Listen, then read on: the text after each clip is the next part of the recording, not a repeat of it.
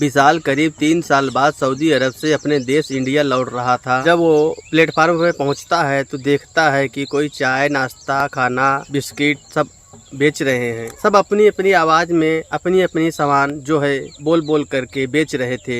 फिर इसी बीच विशाल को जो है एक अलग आवाज सुनाई देती है, जिस आवाज को पहले वो कहीं सुना हुआ था। अब विशाल काफी हैरान हो जाता है और वो इधर उधर देखने लगता है। तभी देखते देखते उसकी नज़र एक लड़की पर पड़ती है और वो उस लड़की के करीब जाके देखता है तो उसके पैरों तले जमीन ही खिसक जाती है।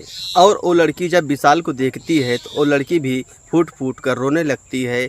देखती है विशाल को तो देखते ही रह जाती है, उसके पैरों में गिर करके रोने लगती है। फिर विशाल उसको उठा के गले से लगाता है। गले से लगाने के बाद दोनों फूट फूट कर जो है काफ़ी रोने लगते हैं। अब दोस्तों हैरान कर देने वाली बात ये थी कि विशाल 2-3 साल बाद अदर कंट्री से अपने देश आता है और वहाँ पे अनजान लड़की से मुलाकात होता है और दोनों जन फूट फूट कर रोने लगते हैं। आखिर इन दोनों का रिश्ता क्या था और इन लोग का क्या संबंध था कि जो प्लेटफार्म पर दोनों जन रोने लगते हैं।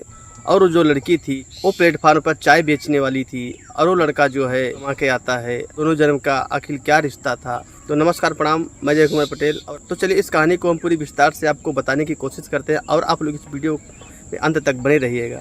दोस्तों ये कहानी है उत्तर प्रदेश लखनऊ की। लखनऊ के अंदर जो है एक छोटा सा गांव है। गांव के अंदर जो है एक बूढ़े माँ बाप और जो है कि 2 उनके बेटे रहा करते हैं।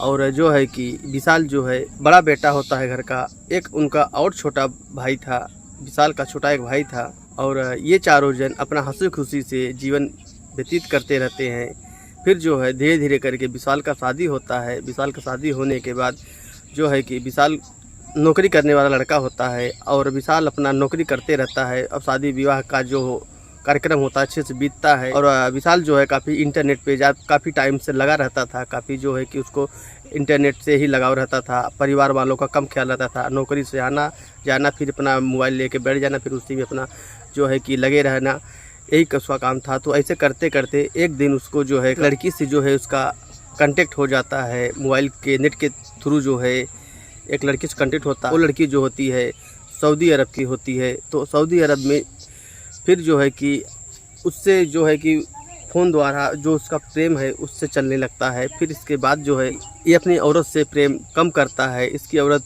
जो है कि बहुत ज़्यादा खूबसूरत नहीं थी और जो विशाल था काफ़ी हैंडसम था। तो इसके मन मुताबिक वो शादी नहीं हुआ था, इसके लिए अपनी औरत से कम प्यार करता है।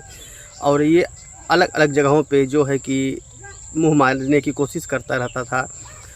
तो जो है कि इसी बीच वो लड़की से जब उससे मुलाकात होती है नेट के थ्रू, तो और वो लड़की बोलती है, इसी लोग का बात चलते रहता है, साल 6 महीने तक बात चलता है। तो जो है कि धीरे धीरे घर वालों को, इसके विशाल के घर वालों को सबको मालूम पड़ जाता है कि विशाल जो है किसी और लड़की से बात किया करता है। तो उसकी औरत जो थी उसको भी महसूस हो जाता है। फ़ोन आता है तो उसको भी मालूम पड़ता है मोबाइल में कभी कभी। तो वो भी थोड़ा कुछ बोलती नहीं थी बेचारी, लेकिन कभी कभी बीच में बोल दिया करती थी, आप जो है मेरे रहते हुए अनजान लड़की से क्यों बातें करते हो। जो है विशाल क्यों काफ़ी थोड़ा हैरानी होता है कि अब तो मेरा भांडा फूट गया है, सबको मालूम हो गया है मैं किसी दूसरी लड़की से भी बात किया करता हूँ।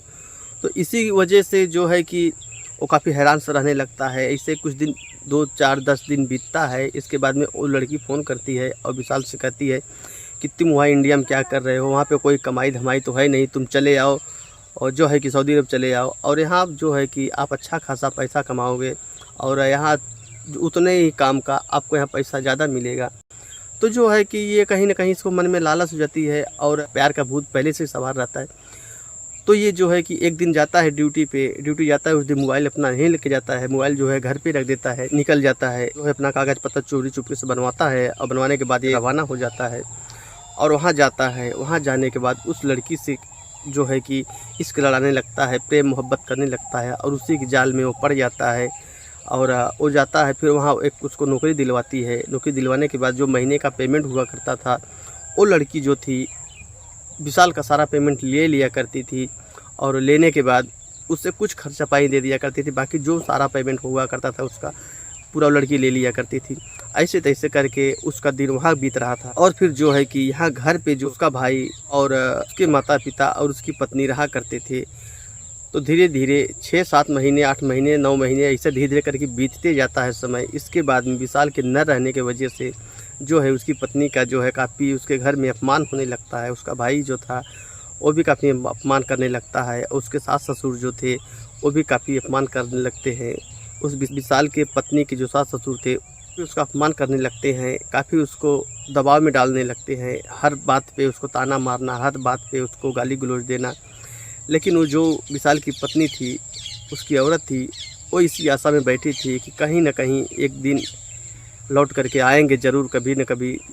कहाँ गए होंगे, जो है पुलिस चौकी में जा कर के वो लोग जो है कि FIR भी दर्ज करवाते हैं कि गुमशुदा का गायब हो गए हैं, घर से ड्यूटी गए, ड्यूटी से वापस नहीं है। ऐसा करके वो लोग जो FIR दर्ज करवाते हैं पुलिस चौकी। तो ऐसे तैसे करके दिन बीतते रहता है और उस घर में उस औरत का विशाल के न रहने पे काफ़ी अपमान होता है, काफ़ी जो है उसके साथ जो है बदसलूकी किया जाता है। उसका जो छोटा भाई था वो भी जो है कि खरी खोटी सुनाने लगती है। उसके ससुर जो था थोड़ा उसका गलत दृष्टि पड़ता था, उसकी नीयत में थोड़ा खोट था उस विशाल की पत्नी के ऊपर लेकर के। तो जो है कि वो जो विशाल की पत्नी थी कंटाल जाती है, यहाँ से ऊब जाती, वो अपने मायके चली जाती है, अपने मायके जाती है, वहाँ महीने 2 महीने रहती है। इसके बाद में जो है विशाल की पत्नी के जो भाई थे और उसकी भाभी थी, वो लोग काफ़ी उसके साथ वहाँ भी बुरी बर्ताव उसके साथ होने लगता है। तो वो लोग ताना मारते थे और उस औरत के माता पिता जो थे वो अपने बेटे और बेटी को अलग कर देते हैं। यानी कि जो विशाल का साला था वो और उसकी जो औरत थी,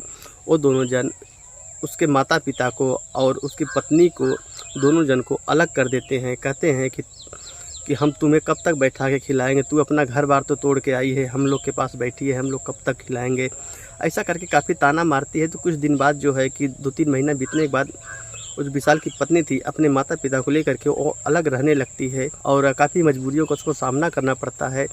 ऐसे तैसे करते रहती है और फिर एक दिन वो देखती है कि एक औरत 2 स्टेशन की तरफ जाती है, अपना काम काज करती है, फिर काम काज करके फिर शाम को वापस घर आती है।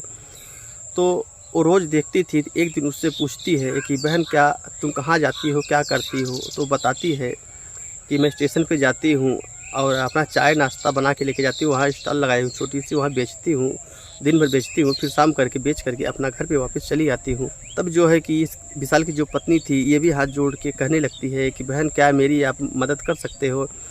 अपनी पूरी दास्तान सुनाती है उसको, मेरे घर वाले ऐसा किए, मेरे पति पता नहीं कहाँ गायब हो गए, और जो है कि मेरा भैया भाभी जो है मेरे आने की वजह से उन लोग को तकलीफ़ हुआ, मेरे माता पिता को और मुझे अलग कर दिए हैं। अब मेरे माता पिता बूढ़े हैं, वो कुछ काम धंधा नहीं कर सकते हैं, अब उनका सहारा मैं ही हूँ और अब मुझे कुछ काम की ज़रूरत है, नहीं तो घर गृहस्थी खर्चा पानी कैसे चलेगा। वो लड़की जो थी, वो औरत जो थी, जो रोज़ स्टेशन पे चाय बेचने जाया करती थी, तो वो बोलती है ठीक है तुम अपने माता पिता से ऑर्डर ले लो और कल सुबह मेरे साथ चलना, मैं तुम्हें एक छोटा सा स्टॉल लगवा दूँगी, तुम्हारा व्यवस्था बनवा दूँगी, अपना तुम वहाँ चाय नाश्ता जो है बेच करके अपना गुजारा किया करो।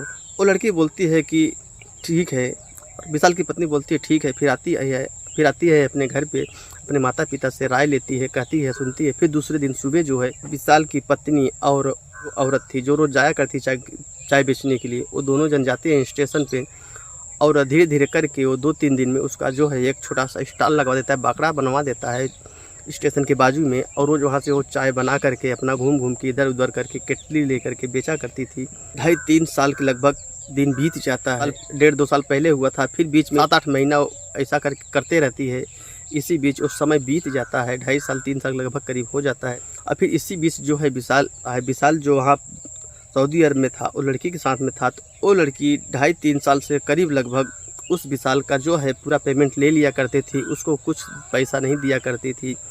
और उसके पास 2-3 बॉयफ्रेंड और थे उस लड़की के, जो कि सबके साथ वैसे ही बदसलूकी किया करती थी, सबको नौकरी लगवाती थी और सबका जो है कि पेमेंट जो है अपने पास ले लिया करती थी और सबको जो है कि अपने इशारों पे नचाया करती थी। इस बात का धीरे धीरे जो है विशाल को मालूम पड़ जाता है और विशाल काफ़ी इसका फिर विरोध करता है। जब विरोध करता है तब वो जो लड़की थी वो बोलती है कि मेरा यही धंधा है, मैं ऐसे ही लोगों को फंसाती हूँ, ऐसे ही लोगों से काम करवाती हूँ और पूरा पेमेंट ले करके बस उन्हें खर्चा पानी दिया करती हूँ, और आगे क्या करना है अब बोलो। लड़की इस तरह से उसको जवाब देती है विशाल को। विशाल को गुस्सा आ जाता है। फिर जो है विशाल गुस्से में आकर उससे 2-3 थप्पड़ मार देता है। मारने के बाद फिर वो लड़की अपने 2-3 बॉयफ्रेंड उसके और थे, उन लोग को बुलाती है। उन लोग के बुलाने के बाद विशाल को काफ़ी पिटवा देती है। विशाल के सर से जो है प्यार का भूत उतर जाता है। तब उसको समझ में आने लगता है कि मैं क्या कर दिया, अपनी ज़िंदगी में बहुत बड़ी गलती कर दिया। फिर वहाँ से मुंह बना करके ऐसे तैसे करके जब इंडिया के लिए रिटर्न होता है और सोचते रहता है कि एक मेरी वो पत्नी थी जो मेरी दिन रात सेवा किया करती थी, एक ये है कि जो मेरे रहने के बावजूद जो 2-2 3-3 बॉयफ्रेंड के साथ रहा करती है, मेरा पूरा पेमेंट भी ले लिया करती है और मुझे मार भी खिलवाई। उसके सर से जो कहीं ना कहीं प्रेम का जो भूत था उसके सर से उतर चुका था। अब उसको कुछ समझ नहीं आता है। अब उस परेशान सा हो जाता है और सोचता है अब क्या करे। फिर उसको कहीं ना कहीं अपना गांव याद आने लगता है, अपनी माँ बाप याद आने लगते हैं, अपनी पत्नी याद आने लगती है, सब उसको यहाँ के याद आने लगता है। फिर वो ऐसे तैसे करके 1-2 महीने और रहता है, काम धाम करता है, पैसा जुटाता है, फिर वहाँ से रिटर्न होता है। जब रिटर्न होता है तो जब अपने इंडिया पहुँचता है, झांसी स्टेशन पर पहुँचता है, तब दोस्तों कहानी यहीं से शुरू होती है। और फिर इसके बाद में जब वो लड़का वहाँ पहुँचता है तो जब स्टेशन पे गाड़ी रुकती है तो वो भी रुका हुआ था और वहाँ देखता है कि काफ़ी लोग आवाज़ मार मार के जो चाय नाश्ता बिस्किट पेन वगैरह सब पेप्सी पानी सब बेच रहे थे। इसी बीच में वो लड़की भी थी, यानी कि जो उसकी पत्नी थी, वो लड़की जो थी विशाल की पत्नी थी, वो भी वहीं बेच रही थी। जब वो कुछ अलग ढंग का आवाज़ सुनता है तो उसको महसूस होता है कि तो आवाज़ सुना सुना सा है। तब जो है कि वो इधर उधर चक्कर पकड़ देखने लगता है। जब देखता है तो उसकी नज़र उसकी पत्नी के ऊपर पड़ता है कि मेरी पत्नी है जो केतली लेके खड़ी है, चाय बेच रही है। फिर उसके पास जाता है तो गौर से देखता है तो ये फूट फूट कर रोने लगता है और उससे माफ़ी मांगने लगता है कि बोलता है मुझे माफ़ कर दो, गिड़ाने लगता है। फिर उसकी पत्नी भी देखती है तो वो काफ़ी दंग सी रह जाती है, देखती है तो उसको देखते ही रह जाती है कि जैसे मालूम पड़े कि अचानक में कोई भगवान प्रकट हो गया हो, भगवान आ गए हों। इस तरह से उसको काफ़ी अचंभित महसूस होता है और काफ़ी फूट फूट कर रोने लगती है, पैर पकड़ के रोने लगती है, बोलती है आप कहाँ चले गए थे। और फिर विशाल पूछता है कि तुम्हारी ये दशा कैसे हो गई, तुम ये सब करने पे कैसे मजबूर हो गई। तब बोलती है कि चलो मेरे स्टॉल पे चलो जहाँ मैं चाय बनाती हूँ। यहाँ पे सब जो स्टेशन में लोग खड़े थे वो लोग सब उसी दोनों जन को देख रहे थे। और दोनों जन जो है कि विशाल जो है अपना बैग लेता है और दोनों जन मिल करके जो है आ जाते हैं उसके स्टॉल पे। अपनी पत्नी का स्टॉल जो था वहाँ पे आ जाते हैं।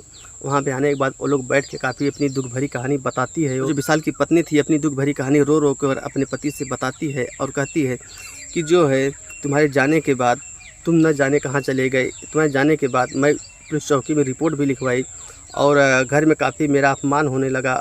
और जो है तुम्हारा भाई भी था वो भी काफ़ी मेरा अपमान किया करता था। तुम्हारे पिताजी थे वो भी मुझे काफ़ी अपमानित किया करते थे। मेरे ऊपर हमेशा उनकी दृष्टि गलत रहा करती थी। इसके लिए मैं वहाँ से कंटाल करके 1-1.5 साल बाद मैं तुम्हारा इंतज़ार करने के बाद जब तुम नहीं लौटे तो मैं अपने माँ के यहाँ चली आई। अपने माँ के यहाँ आने के बाद 1-2 महीना वहाँ रही। तो फिर वहाँ से भी मेरे भैया भाभी ने मुझे ताना मारा और भला बुरा कहा। इसके लिए कंटाल करके मेरे माता पिता को और मुझे अलग कर दिए।